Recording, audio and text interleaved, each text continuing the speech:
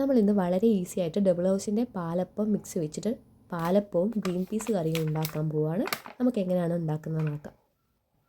അതിനാവശ്യമായ പാലപ്പം മിക്സ് ഒരു മിക്സിയിലേക്ക് ഇടുകയും ആവശ്യത്തിന് വേണ്ട ചൂടുവെള്ളം തിളപ്പിക്കുകയും ശേഷം 1 ടേബിൾ സ്പൂൺ പഞ്ചസാര ഇട്ട് അതിലേക്ക് ഈ ചൂടുവെള്ളം ഒഴിച്ചു കൊടുക്കുകയും ചെയ്യുക. ശേഷം അത് മിക്സിയിൽ അടിച്ചിട്ട് നന്നായി അടിച്ച ശേഷം നമ്മൾ 1 മണിക്കൂർ റെസ്റ്റ് ചെയ്യാൻ വെക്കുക.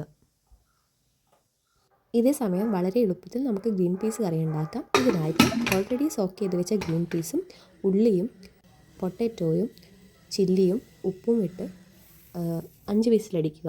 ശേഷം ഇതേ സമയം തന്നെ നമുക്ക് 1 അവറിന് ശേഷമുള്ള പാലപ്പം മിക്സ് എടുത്ത് നമുക്ക് പാലപ്പം ചുട്ടെടുക്കാം.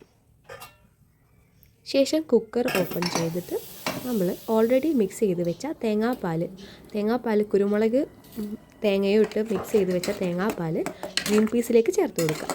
അതിനുശേഷം നമ്മൾ ഒരു ചീനച്ചട്ടിയിലേക്ക് കുറച്ച് കടുകും കരിവേപ്പിലയും വറുത്തെടുക്കുക. വറുത്ത് കയറിയ ശേഷം അത് നമ്മുടെ കറിയിലേക്ക് ഒഴിക്കുക.